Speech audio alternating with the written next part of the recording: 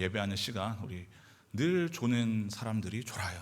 그래서 졸고 싶으면 저쪽 피아노 뒤쪽에 앉아 계시면 되거든요. 제가 시선이 항상 이쪽으로만 제가 다시 가가지고 오른쪽에 이렇게 잘 안 보여요. 그래서 제가 얘기해서 우리가 졸지 않는 것이 아니라 주님께서 우리 안에 지금 찾아와 주셨잖아요, 그렇죠? 하나님 앞에 찬양의 고백을 올려드릴 때 우리의 마음 문이 열어졌고요. 그 마음 문이 열어진 그곳에 주님께서 들어와 주셨습니다. 아멘입니까? 주님과 함께 동행하는 이 시간 될 때에 그 살아계신 그 하나님의 말씀이 우리의 영을 살리고 우리의 마음을 변화시킬 수 있는 이 시간 되기를 간절히 바랍니다. 오늘 본문의 말씀은요, 예수님께서 십자가에 달리셨을 때 그의 어머니 마리아와 제자 요한에게 하신 예수님의 말씀입니다. 예수님이 잡히셨다는 말을 듣고 마리아는요, 그의 그 사랑하는 그 아들이 온몸이 찢기고 채찍을 맞으시고 무거운 십자가를 지고 골고다 언덕으로 올라가시는 그 예수님을 계속해서 뒤따라갑니다.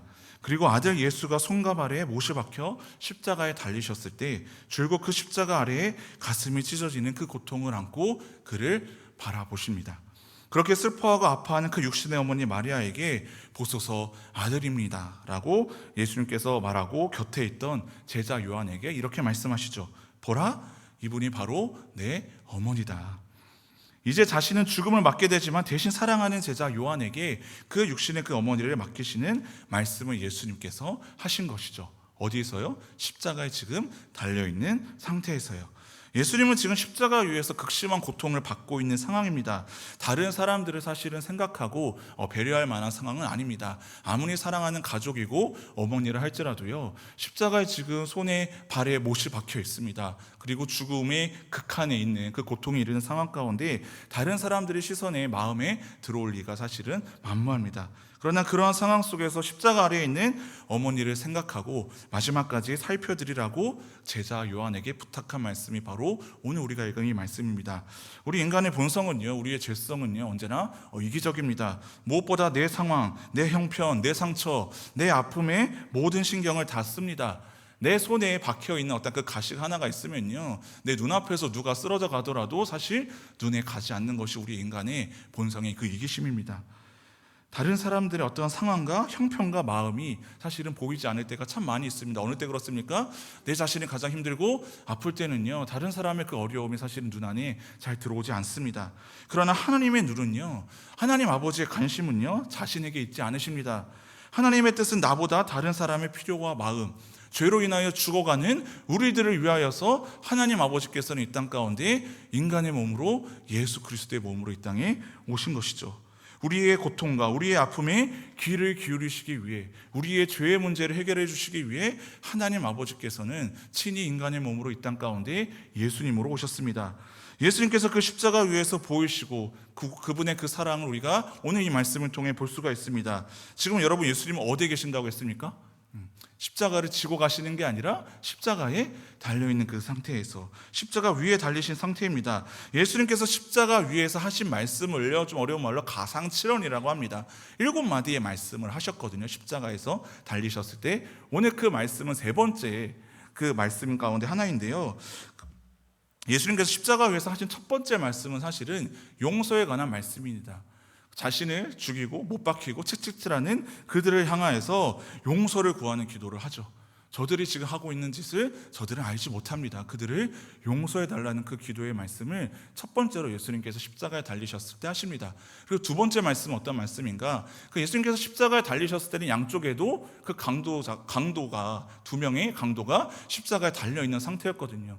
그 한편에 있는 그 강도에게 그러한 말씀을 하시죠. 내가 진실로 내게 이르노니 오늘 내가 나와 함께 낙원에 있으리라. 그 옆에 달린 강도의 소리를 듣고 응답하시는 예수 그리스도. 그 십자가의 고통 가운데서 여전히 주님의 관심은요, 영혼에 있었습니다. 강도의 관심을 가지고 죽어 마땅한, 사실 그 강도가 사실 우리와 같은 사람 아니겠습니까? 우리를 구원해 내실 필요도 없고 우리의 소리에 들으실 필요도 없으실 그 예수님께서는요, 그 영혼 사랑에 그 관심이 있으셨기 때문에 그 십자가에 달리신 상태에서도 그에게 이렇게 말씀하신 것이죠. 오늘 내가 나와 함께 낙원에 있으리라. 그래서 우리는요, 예수님의 사랑을 묵상할 때 이 십자가 사랑을 다시 우리가 생각하지 않을 수가 없습니다. 십자가를 바라보는 믿음이 우리 안에 있어야 하는 이유입니다. 십자가는 단순히 어떠한 사형의 형틀이 아니고요, 십자가는 그저 예수님께서 지신 어떠한 상징적인 어떠한 개념도 아닙니다. 예수님께서 우리를 위해서 실제적으로 우리를 사랑하시는 그 극한의 그 사랑의 모습이 바로 이 십자가 사랑에서 여러분 비롯되는 것이거든요. 그래서 오늘 우리가 읽은 말씀에서도요, 예수님을 따르던 사람들이 지금 어디에 있었다고 말하는가. 25절에 이렇게 나와 있습니다. 예수의 십자가 곁에는 그의 어머니와 이모와 글로바의 아내 마리아와 막달라 마리아가 섰는지라. 지금 뭐라고 말합니까? 사람들이 예수의 곁에 있었다고 말하지 않고 예수의 어디요? 십자가 곁에 있었다, 십자가 그 아래에 있었다라고 요한복음 기자가 이렇게 말을 합니다. 예수님이 지신 십자가는 우리도 지고 가야 하는 십자가고요, 예수님께서 걸어가신 십자가의 길은 바로 우리도 걸어가야 되는 그 십자가의 길입니다. 그 십자가는 그 상징적 어떠한 개념, 추상적 개념이 아니고 그저 우리가 액세서리로 십자가로 만들 수 있는 어떤 목걸이나 그런 정도의 수준이 여러분 아닙니다. 그 십자가는 오늘도 우리가 지고 가야 되고 우리도 십자가에서 달려 죽으신 예수님처럼 살아가야 되는 것입니다. 그 십자가 곁에 지금 유일하게 예수님의 제자 한 사람이 있습니다. 바로 요한복음을 쓴 사도 요한입니다. 예수님께서 그를 사랑하시는 제자라고 표현할 만큼 그는 예수님 앞에 사랑받는 제자였습니다. 예수님께서 지금 십자가에서 하신 세 번째 말씀, 그 사랑하는 제자 요한에게 자신의 육신의 어머니 마리아를 맡겨드리는 그러한 말씀입니다. 26, 27절 말씀에 예수님께서 이렇게 부탁을 하십니다. 예수께서 자기의 어머니와 사랑하시는 제자가 곁에 서 있는 것을 보시고 자기의 어머니께 말씀하시되 여자여 보소서 당신의 아들이이다 하시고 또 그 제자에게 이르시되 보라 내 어머니라 하신데 그때부터 그 제자가 자기 집에 모시니라. 예수님께서 제자 요한에게 보라 내 어머니다. 사실 예수님께서는 형제가 있으셨거든요. 근데 이 시점에는 지금 그 형제들은 아직 예수님을 제대로 믿지도 않았고요, 또 마리아의 남편은 여러분 누구입니까? 요셉은 아마 이미 죽은 걸로 생각이 되는 상황입니다. 그러면 장남인, 맏아들인 그 예수가 자신의 육신의 어머니를 지금 살피고 지켜야 되는데 죽음을 지금 눈앞에 두는 상태입니다. 그러면 누구에게 이 어머니를 여러분 맡겨야겠습니까? 가장 믿음직한 사람에게, 가장 사랑이 많은 사람에게, 가장 순종할 수 있는 사람에게 자신의 어머니를 부탁하지 않겠습니까? 어제 그 추석 선물 배달 봉사를 청년들과 함께 했는데요. 어제 정교연 체육대회도 있었고 또 토요일에 그 시간 여러분들이 주일에도 나와야 되는데 그 시간 봉사하러 자리에 나오는 게 사실은 쉽지가 않거든요. 제가 지난주에 말씀에도 제가 선포했었고 광고에도 이야기한 것처럼 또 하나님께서 참 놀랍게도 필요한 만큼 딱 하나님께서 그 봉사자들을 이렇게 보내주셨는데 그 김포시에 있는 그 어려운 어떤 취약계층에 있는 그 어르신들에게 그 김포시 노인복지관과 그 협약을 맺어서 우리 교회가 그 선물을 구입을 하고 배달을 하는 그래서 봉사, 어려운 가정 방문을 해가지고요. 그래서 제가 2인 1조, 3인 1조 이렇게 조를 편성을 해서 저 10개 조를 편성을 했거든요. 김포시가 여러분 제법 넓지 않습니까? 그럼 제가 고민이 되는 거예요. 제일 멀리 있는 이곳을 누구를 보낼까? 평소에 말 안 듣는 인간을 좀 보낼까? 사실 그런 마음도 못 들었어요. 아니면 좀 더 늦게 들어온 사람들을 좀 멀리 보낼까? 그런데 지금 봉사가 그렇죠? 어떻게 보면 하나님께서 가장 기뻐하시는 그 자리 가운데 다 취약계층이고 제가 어떤 사람인지 잘 모르잖아요. 그리고 또 멀리 있고 또 시간이 많이 소요되는 그러한 지역은 제가 이러한 청년들을 좀 배정을 했습니다. 좀 나이가 있고, 연륜이 있고, 좀 경험이 풍부한 그러한 청년들을 좀 보내야겠다. 좀 믿음직하거나, 그리고 조금 아직 나이가 좀 어리거나, 좀 아직 이러한 경험이 없는 청년들한테 제가 좀 가까운 곳으로 이렇게 배정을 했거든요. 항상 이러한 작은 일을 섬기는 그 자리에서도 언제나 가장 중요한 일을, 또 어려운 일을 맡길 때에는 그 믿음직한 사람한테 좀 그래도 맡기는 경향이 있습니다. 여러분, 제가 가끔 여러분들한테 부탁할 때 있잖아요. 아쉬워서 부탁하는 게 아니에요. 그 여러분들이 믿을만 하니까. 그래서 저의 부탁을 앞으로 잘 들어주시기를 간절히 바랍니다. 아멘입니까? 한 명도 안 나와요. 그러니까 믿음직한 사람들한테 부탁을 한다는 거죠. 그런데 여러분, 자신의 사랑하는 어머니예요. 함부로 이렇게 누구한테 이렇게 맡겨드릴 수가 없거든요. 아무리 급박하고 자기가 죽는 그러한 절명의 상황에서도 지금 선택할 수 있는 사람, 제자 요한 한 사람밖에 없어서 그한테 부탁한 것이 아니라 그가 신뢰가 가고 믿음직한 사람이었겠죠. 그래서 27절을 보면 그 요한은요, 예수님의 말씀을 어떻게 받아들이는가? 그때부터 그 제자는 그를 자기 집으로 모셨다. 여러분, 자기의 부모님도 이렇게 모시고 사는 게 여러분 쉽지가 않은데요, 다른 사람의 어떤 그 부모님, 어머니를 홀로 자기 집으로 모시고 산다라는 건 쉬운 일이 아닙니다. 성경에 기록되어 있지는 않지만 이 요한은요, 예수님의 어머니를 자신의 어머니처럼 아주 신실하게 섬겼다라고 합니다. 그가 또 에베소로 그 거주지를 옮겼을 때에도요, 요한은 마리아를 평생 봉양하는 그러한 삶을 살게 됩니다. 이 요한이 여러분 어떠한 사람인가? 지금 말만 들어보면 굉장히 성품이 좋고 굉장히 예수님께 신뢰받는 그런 제자 중에 한 사람이고, 그럴 만한 사람이라고 해서 이 역할을 감당할 수 있다라고 어떻게 생각할지 모르겠지만, 예수께서 그에게 붙여준 별명이 있습니다. 그가 어떠한 사람인지 그가 잘 알 수 있는데, 마가복음 3장 17절에 이렇게 나와 있습니다. 또 세베대의 아들 야고보와 야고보의 형제 요한이니 이 둘에게는 보아너게, 헬라어거든요, 곧 우레의 아들이라는 이름을 더하셨으며. 우레의 아들이란 말을 여러분 들어보셨을 거예요. 이제 천둥이거든요, 번개거든요. 성격이 여러분 어떨까요? 이 별명 가진 사람, 번개 같은 사람, 천둥 같은 사람, 우레 같은 사람, 성질이 굉장히 안 좋다라는 겁니다. 이 별명은 성격이 다혈질이고 또 질투심과 명예욕이 강했던 이 세베대의 아들 야고보와 요한 형제 이 두 사람에게 예수님께서 붙여주신 별명입니다. 그런데 이 별명은 이들이 예수님의 제자로 세워졌을 때, 예수님께서 이 야고보와 요한을 같이 함께 지내시면서 얘네들이 정말 성질이 안 좋구나라고 느끼셔서 별명을 뒤늦게 붙여주신 것이 아니라, 처음 그들을 부르셨을 때, 제자로 부르셨을 때부터 그들을 알아보시고 이러한 별명을 붙여주신 것이죠. 이들에게 어떠한 일이 있었는가? 예수님을 반기지 않는 어떤 그 사마리아 사람들을 향해서 이 요한이 예수님께 이렇게 요청을 합니다. 누가복음 9장 54절에 이렇게 나와 있습니다. 제자 야고보와 요한이 이를 보고, 그러니까 예수님을 다른 사람들이 반기지 않으니까 거기에서 굉장히 화가 났던 거예요. 아니, 우리 예수님을 당신들이 뭔데 우리를 반기지 않는 거예요? 라고 하면서 주님 앞에 이렇게 고백하는 것이죠. 이르되 주여, 우리가 불을 명하여 하늘로부터 내려 저들을 멸하라 하시기를 원하시나이까? 이게 무슨 말이냐면, 한마디로 예수님 저것들 다 지금 죽여야 되는 거 아닙니까? 지금 거의 분노 조절 장애에 가까운 어떠한 그 성품과 그 기질의 모습을 엿볼 수가 있습니다. 이 불같은 혈기를 부렸던 그 요한, 그는 나중에 예수님이 왕이 되시면 자신을 또 요직에 앉혀달라고 요청하는 그런 청탁을 했던, 또 욕심 많은 그런 사람이 바로 요한이었습니다. 기질적으로나 성품적으로나 다혈질이고, 성품도 그렇게 착하지도 않고, 그렇다고 겸손하지도 않고 자기의 욕심만 채우려는 그런 이기심 많은 사람이 바로 요한이었다는 것이죠. 예수님의 여러분 제자가 되는 사람이라 할지라도요, 질투심과 명욕이 강할 수도 있고 성격이 정말로 더러울 수도 있고, 목회자인 저도 여러분 그렇지 않습니까? 저도 약간 사도 요한이랑 비슷한 생각이 들거든요.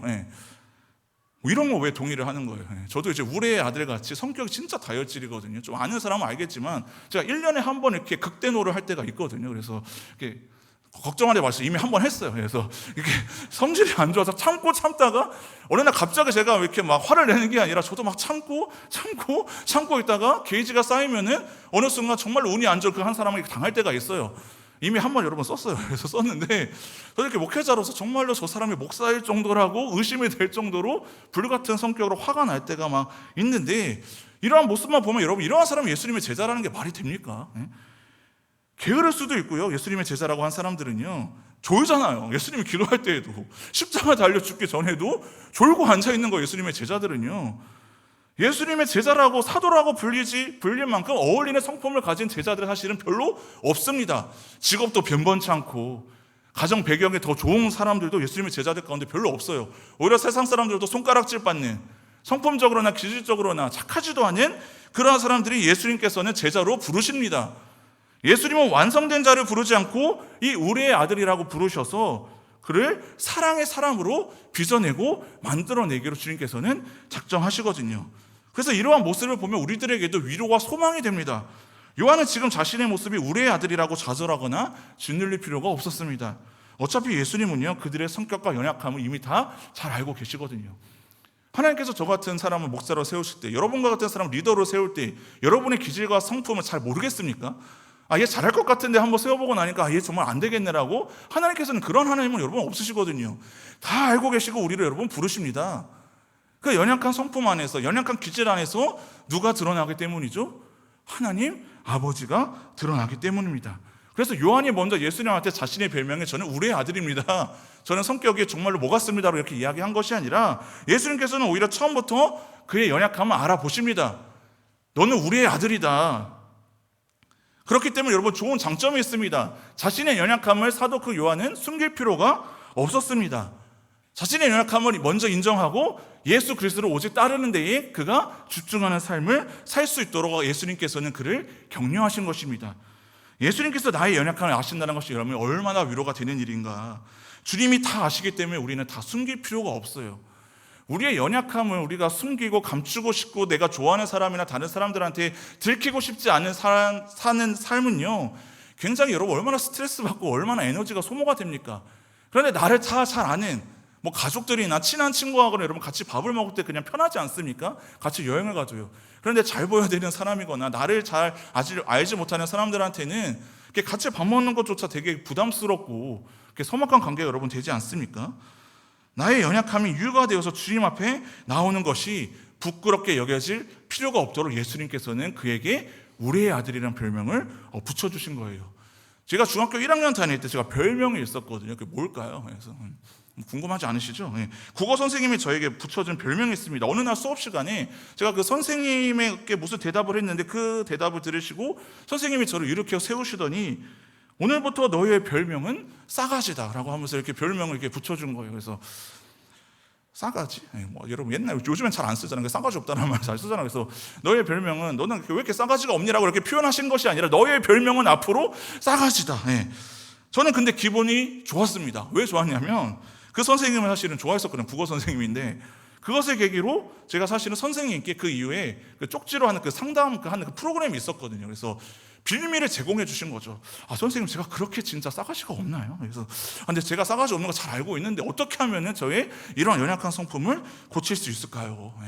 사실 이렇게 고백하면은 100이면 100 선생님들 여러분 어떻게 받아들이실까요? 굉장히 마음을 여시고 그래 너 이제 좀 사람 되라 라고 하면서 사실은 더 훈계를 하고 가르치시기보다는 조금 더 친밀함으로 저에게 다가와 주시죠. 저의 약점을 다 아시니까 그 선생님은 나의 어떠한 약점을 인정하는 것이 부끄럽지 않고 오히려 그것을 가지고 그분께 더 가까이 나아갈 수 있는 관계가 되니까 좀 더 그 이후에는 사실은 제가 그런 선생님의 그 이야기 들을 때 얼마나 자존심 상하고 얼마나 기분 나쁩니까? 그런데 저의 연약함은 저는 잘 알거든요. 제가 비록 성질이 이런 것 같아도 유일한 장점은 저 자신을 잘 알거든요. 제가 인정을 합니다. 제가 사과는 빠르거든요. 그래서 인정과 사과는 빠른 만큼 제가 연약한 그 성품이 오히려 더 그분과 함께 가까워질 수 있는 계기가 되니까 사실 사도 요한도 아마 그랬을 것 같아요. 다른 사람들이 뭐라고 비판하거나 비난하면 굉장히 자존심 상하고 굉장히 그 마음 가운데 자존감도 떨어질 수 있지만 예수님이 말씀하시는 거예요. 예수님이 어떻게 보면 지금 성은이 만극한 거예요. 왕이신 그 예수님께서 하나님의 아버지 아들인 그 예수님께서 나를 지금 관심을 갖고 계시고 나의 연약함을 지금 바라보고 계시면서 앞으로 그 관계를 좋아지게 하려고 예수님께 그렇게 말씀하신 거지 기분 나쁘게 하려고 그런 별명을 여러분 붙여주실 리가 만무하거든요. 요한에게 있어서도 예수님이 그를 우리의 아들로 불러주신 것이 얼마나 감사한 일이었을까. 물론 예수님께서는 요한을 그저 그대로 우리의 아들로 놔두실 생각은 없으셨습니다. 3년 동안 예수님의 제자로 살면서 그가 십자가 곁에서 끝까지 그리스도의 곁을 지킨 요한은 그의 시작은 비록 약점투성이었고 모자란 사람이었고 성격에 정말로 불같은 그러한 혈기 있는 그런 어린 사람이었지만 그는 예수님과 함께 동행하면서 그분이 행하신 기적을 보게 되고 병 고치는 어떤 그 회복과 구원의 사역에 그가 동참하게 되면서 하나님의 사람으로 다듬어지고 빚어져 간 것이죠. 예수님께서도 그의 시작에 여러분 굉장히 비천했습니다. 낮은 자로 예수님께서 오셨습니다. 사실 하나님께서 예수님의 인간의 몸으로 오신 것 자체가 굉장히 비천하고 굉장히 낮은 자의 어떤 그런 모습을 보여줍니다. 그 예수님의 모습을 바라볼수록 그 요한은 점차 닮아갔던 것이죠. 자신의 명예욕, 이기심, 자신의 그런 어떠한 혈기 부리는 어떠한 그러한 연약한 그 성품도 주님의 그 사랑하시는 제자로 예수님과 함께하면서 변화되어 갔던 것입니다. 그래서 26절 말씀에 예수께서 자기의 어머니와 사랑하시는 제자, 이제 별명이 바뀝니다. 예수님께서 사랑하시는 제자라고 그 사도 요한을 표현합니다. 예수님의 사랑의 부탁에 응답하여 평생 마리아를 자신의 어머니처럼 섬기고 산 그 요한의 모습이 바로 우리의 모습이, 여러분의 모습이 될 수 있기를 간절히 바랍니다. 요한은 말년에 사랑의 사도로 불릴 정도로 사랑을 많이 강조한 사도였어요. 무엇을 강조했다고요? 사랑. 그렇게 다른 사람들을 저주하고 오히려 자신들을 환영하지 않는 그 사람들을 향해서 불을 내려서 저들을 죽여야 되는 거 아닙니까? 라고 그렇게 비난했던 그 사도 요한이 바로 말년에는 사랑의 사도로 여러분 불리게 되는데, 오죽하면 사도인 요한에게 앞으로 설교를 들으려고 오는 사람들이 그런 말을 했대요. 아니 왜 맨날 사랑에 관한 설교만 하는 겁니까? 당신은 지겹습니다. 그만 사랑하십시오. 그가 쓴 여러분 요한에서 4장만 봐도요 21절밖에 안 되는 그런 짧은 성경의 그 장의 말씀을 거기에 사랑이라는 단어가 총 31번이나 언급됩니다. 특히나 요한복음 요한에서 4장 7, 8절 이렇게 나와 있습니다. 우리 함께 한 목소리를 읽도록 하겠습니다. 시작.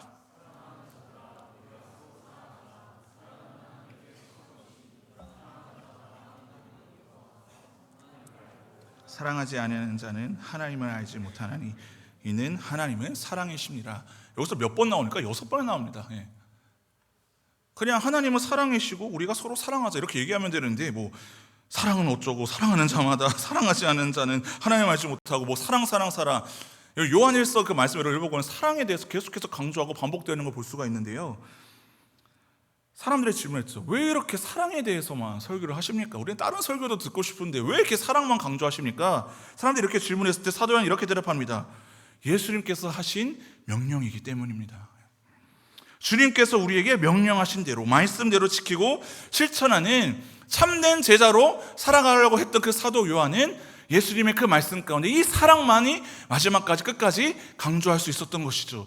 그 십자가 위에서 그의 어머니를 사랑하셨고 사랑하시는 그 제자에게 그가 마리아를 부탁하셨던, 또 우리를 위해서 죽기까지 우리를 사랑하셨던, 끝날까지 세상 끝날까지 우리를 사랑하시는 그 예수 그리스도의 그 말씀 가운데 가장 중요하게 여겼던 건 그는 바로 사랑이었습니다.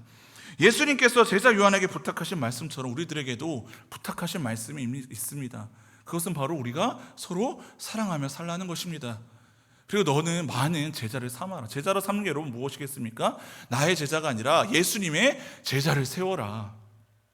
성령님을 통해서 마음에 깨닫게 하시고 마음에 주신 말씀들이 우리에게 있습니다. 어려운 말씀이 아닙니다. 성경 말씀은요. 넓게 말하면 너는 서로 사랑하라. 너는 서로 용서해라. 낮아져라. 순종해라. 기도해라. 인내하라. 감사하라. 기뻐하라. 이 말씀을 계속해서 반복적으로 우리들의 그 이스라엘 역사 속에서 임하신 하나님께서 우리에게 계속해서 말씀해 주시는 거예요. 근데 왜 계속해서 우리가 설교 말씀을 드려야 되고 왜 계속해서 우리가 하나님 말씀을 읽어야 합니까? 그렇게 살지 않기 때문이에요. 모르는 사람은 없습니다. 하나님의 아들이 예수 그리스도고 예수 그리스도께서 우리를 위해 십자가에 달려 죽으셨고 다시 오신다는 거 우리가 너무나 잘 알고 있습니다. 근데 왜 성경 말씀을 읽어야 됩니까? 핵심을 다 알고 있으면서도 왜 읽어야 됩니까? 말씀대로 살지 못하니까요. 우리가 매주 성경을 통해 교회를 통해서 주님이 주시는 말씀을 듣고 배우지만 중요한 것은 우리가 이것을 얼마나 잘 알고 있느냐가 아니라 얼마나 실천하고 순종하며 살아가고 있는가. 목회자가 여러분 좋아하는 성도들이 있습니다. 어떠한 성도를 좋아하는지 아십니까? 열심히 하는 성도요? 아니요. 제일 피해합니다. 저만 그런지 모르겠는데 열심히 열정 있게 사역하는 성도들 그렇게 별로 죄송합니다. 열심히 하지 말라는 게 아니라 그러한 성도들보다도 사실은 마음 가운데 어떠한 성도들이 마음속에 들어오는가? 순종하는 사람들. 예수님의 관심은요, 예수님의 마음이 우리의 마음과 사랑이 되고 요한과 같이 말씀을 실천하고 순종하는 저와 여러분이 될 수 있기를 여러분 간절히 바랍니다. 다 열심히 하는 게 정말로 하나님을 사랑해서 하는 열심인지 늘 항상 우리는 말씀을 통해 점검해 봐야 되거든요. 이번에 오늘 이따가 오픈마이크 성장만 6기 수료생들이 이제 특송을 하고 이제 그 간증을 하게 되는데, 이번 그 성장만 제가 6기가 제 개인적으로 가장 이제 감사한 시간이었습니다. 지난 2년 동안 사실은 양육반도 많이 하고 성장반 이제 제자반 했는데, 이런 말 해서 좀 미안한데 이번 성장반이 제일 좋았어요. 그래서 그 전에 안 좋았다는 얘기가 아니에요. 그냥 이번에 가장 좋았다고요. 왜 좋았냐면은 그 사람들이 좋았던 것이 아니라 이번에 우리가 그 말씀 읽기와 그 기도 훈련에만 사실 집중을 했거든요. 성경도 그냥 읽는 것이 아니라 우리가 예수님 중심으로 성경을 좀 읽자. 그리고 우리가 그냥 기도하는 그런 자료 나올 뿐만 아니라 하루 중에 예수님을 바라보고 예수님을 의식하면서 주님과 함께 동행했던 것을 일기로 한번 우리가 적어보자. 우리의 영성을 점검해보자. 그래서 오늘 오픈마이크에 청년 5명이 서거든요. 그게 많지 않아요. 내용이 많지 않아요. 평소에 썼던 일기를 읽는 것으로 오늘 간증을 대신을 하려고 하는데 뭐 대단하고 거창한 것이 없습니다. 우리가 그냥 들은 말씀대로 읽은 말씀대로 살아가자고 권면하고 점검하고 나누었던 것이 사실 이번 성장반의 전부거든요. 제가 뭐 탁월한 어떤 뭐 가르침의 은사가 있는 것도 아니고 하나님의 말씀이 완전하잖아요. 하나님의 말씀은 예수 그리스도 중심으로 그 말씀을 통해 예수님을 바라보는 게 우리의 성경 읽기의 목적이 되어야 되거든요. 그래서 일독하는 게 여러분 목적이 되지 않기를 바랍니다. 이 성경 말씀을 통해서 어디를 읽더라도 예수님을 만날 수 있는 그 말씀 읽기 훈련, 그리고 하루 중 24시간 중에 예수님을 최대한 우리가 바라보고 의식하면서 예수님과 어떻게 동행했는지 그것을 기록으로 남기고 그 생활을 점검해보고 오늘 하루 이렇게 살아갔던 것처럼 내일도 예수님과 함께 동행하며 살아가보자. 잘 때 일어나서 예수님 먼저 생각하고 밥 먹을 때도 예수님을 생각하고, 예수님을 그냥 다 덮어둔 채 주일 하루에만 와서 그 예수님만 잠깐 생각하고 돌아가는 것이 아니라 우리의 삶의 자리에서 예수님과 함께 동행하는 것. 이따 한번 여러분 들어보시죠. 별거 없어요. 뭐 대단히 어떠한 성품의 변화가 있었던 건 아닙니다. 그런데 예수님이 함께 하신다라는 것이 제가 분명하게 느껴졌거든요.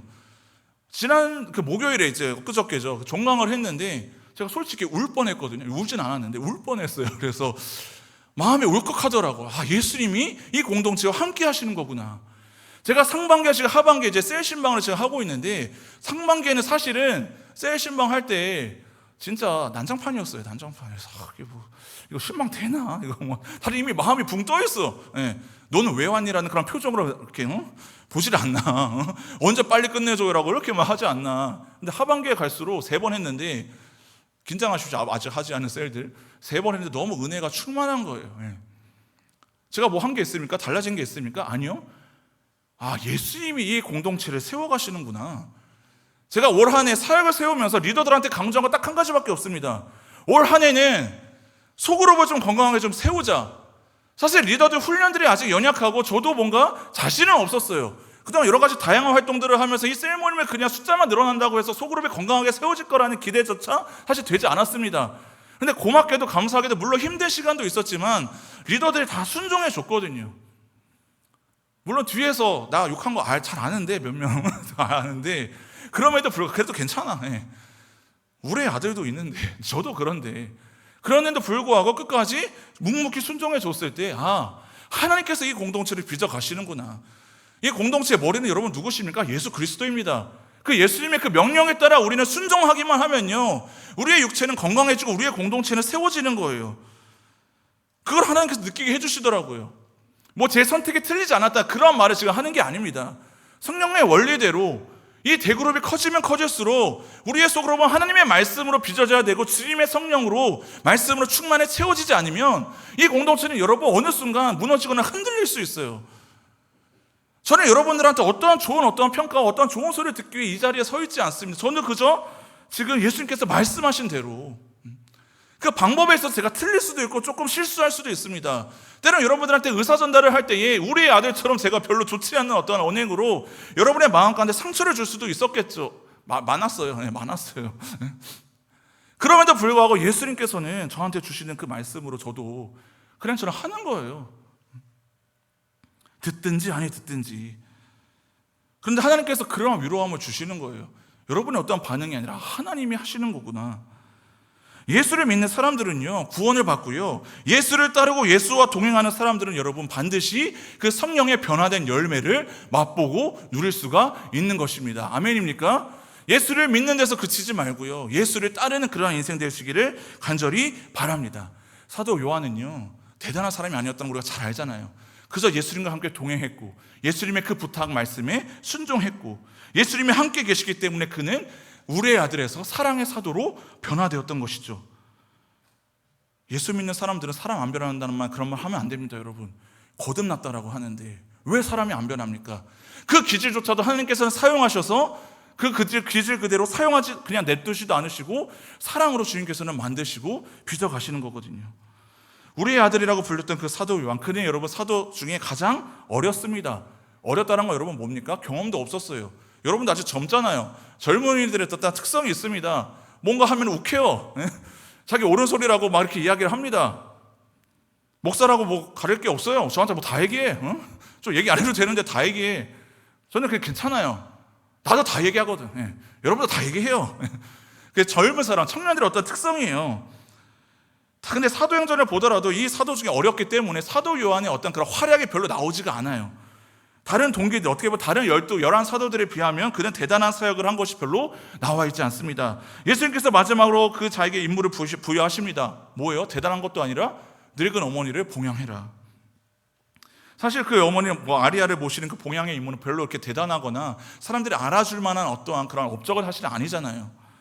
누구는 복음을 전하면 3,000명이 돌아와서 회개를 하고, 누구는 복음 전도 여행을 하면서 수많은 교회를 세우고, 신약 성경의 절반을 누구는 서신서로 기록을 하기도 하고, 그런 대단한 어떤 그런 동창생들에 비하면 자신의 모습이 얼마나 초라하게 느껴졌을까, 처량했을까.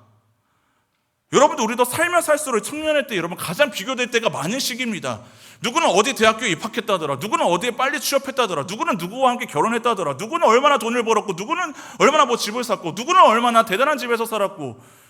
실질적으로 그 현실을 여러분 비교해보면요, 여러분 우리한테 위로가 될 때가 여러분 별로 없어요. 누가 하나님 앞에 이렇게 간증을 하는데, 누가 이렇게 합격했다고 하면 축하는 해주는데 별로 기쁘지는 않아. 나는 왜 이렇게 좋은 일이 별로 안 일어날까? 겉으로는 축하를 해주는데 별로 다 그렇지 않습니까? 세상에서도요. 누구는 얼마나 벌었다더라. 여러분 그런 거 여러분 마음이, 자존감이 무너지지 않기를 여러분 바랍니다. 여러분은 자랑하십시오. 내가 자랑할 아버지는 없어도, 재산은 없어도 사람들한테 자랑하는 거예요. 우리 아버지는 하나님이다. 이런 거 자랑해 본 적 있습니까? 예수님은 나를 위해서 죽으셨다. 나를 위해서 이 세상을 지으셨다. 한번 자랑해 보십시오. 미쳤다는 소리 들어요. 누구는 얼마 집을 샀고, 너는 집을 샀냐? 이 지구는 하나님께서 나를 위해서 지으셨어. 그런 말 한번 해보십시오. 자랑해 보십시오. 미쳤다 소리 들어요. 근데 여러분 예수 믿는 거 미쳤다 소리 한번 들어봐야 되는 거 아니에요? 자랑할 것이 없으니까. 왜 없습니까? 여러분 우리를 위해서 구원해 주신 그 하나님이 얼마나 대단하십니까? 저는 여러분 어디 가서 자랑합니다.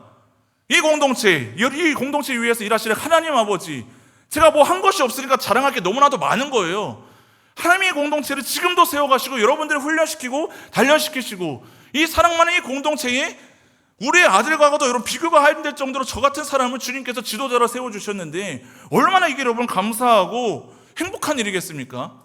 여러분 리더하면서 행복한 적 있어? 이 셀을 주셨어. 팀장하면서 여러분 행복한 적 있습니까? 내가 이 팀을 맡은 게 너무나 감사하다. 임원단 하면서 여러분 행복해 본 적 있으십니까? 주일학교 교사하면서 행복해 본 적 있으십니까? 하나님이 없으면 행복이 아니라 불행한 거예요. 비교하니까. 지금의 나의 실패와 다른 사람의 성공을 비교하면 너무나도 그 마음이 처량한 거예요. 시험을 준비하는 지체들이요, 다른 사람들한테 자랑할 것이 없어서 속상해하지 마십시오. 내년에 교사로 섬겨서 여러분 자랑하세요. 난 유년부 교사다. 자랑하는 거예요. 가서 나 고등부에서 교사야. 그냥 자랑해요. 밖에 나가서 나 고등부 청년부 회장이야, 부회장이야, 리더로 섬겨서 예배팀으로 섬기고 있어. 자랑 한번 해보십시오. 미쳤다 소리 처음에 하겠지만 궁금해할 거예요. 이 김포 지역의 다른 동네 주민들이 그런 얘기를 한대요. 예수 믿지 않는 사람들이. 아니 저 교회는 뭐가 있길래 그렇게 맨날 주일마다 차가 그렇게 줄지어서 가고 있니? 욕을 하면서도, 불편하게 끼치면서도 궁금하다라는 거예요. 저 교회는 뭐 좋은 게 있어서 맨날 사람들이 차를 줄지어서 왜 저렇게 가고 있냐? 여러분 그러한 삶을 한번 살아보셔야죠. 예수님 잘 믿어서 세상 가운데 어떤 나의 모습과 처량한 어떤 그런 모습으로 여러분 우리의 자존감이 낮아지지 마시고 하나님을 자랑하는 그런 인생들 되기를 간절히 바랍니다. 이 시간 우리 함께 행복이라는 그런 찬양하고 함께 기도하기를 원하는데, 사도 요한은 그저 주님의 도구로 쓰여지는 것이 감사했습니다. 그래서 예수님의 마지막 부탁을 평생 성실하게 그 임무를 잘 감당합니다. 몇 년 동안 하는, 약 40년 동안 남의 어머니를 40년 동안 여러분 봉양합니다. 여러분은 여러분의 어머니 40년 봉양할 수 있어요? 못하잖아요. 그 40년 마리아를 모시면서 그냥 버텼던 인생이 아니라 자신도 모르게 인생에 대한 통찰력이 그가 깊어집니다. 사랑에 대한 이해가 확장됩니다. 주님과의 남모르는 교제가 깊어집니다. 그래서 그는 사랑의 사도로서 요한 1, 2, 3서를 여러분 쓰게 되고요, 요한복음을 여러분 쓰게 됩니다. 이 요한복음을 통해서 우리는 다른 나머지 세 복음, 공간 복음서를 더 잘 이해할 수 있게 되었습니다. 요한서신을 통하여서 하나님께서 사랑 그 자체인 우리가 알 수 있을 뿐만이 아니라 요한계시록을 통하여서 그가 앞으로 주님이 하실 일을 미리 바라보게 되고, 우리들에게도 오늘날까지 그 말씀이 전해지게 됩니다. 언제부터요? 그가 예수님의 부탁에 순종했을 때, 여러분 작은 일에 충성했을 때, 화려하지 않아도 대단한 것이 아니어도 예수님의 부탁이라면, 예수님의 명령이라면 우리가 연약한 성품이지만 비록 그 성품과 기질이 우리와 아들 같은 그러한 자라 할지라도 주님께서는 여러분들을 사용하기를 원하십니다. 누구를요? 순종하는 자들, 예수님의 그 작은 부탁 하나, 그 말씀에 우리가 순종하고 반응했을 때 주님께서 나에게 명령하시는 부탁이 무엇이든 앞으로 순종하는 인생들 되기를 간절히 바랍니다. 함께 찬양하겠습니다.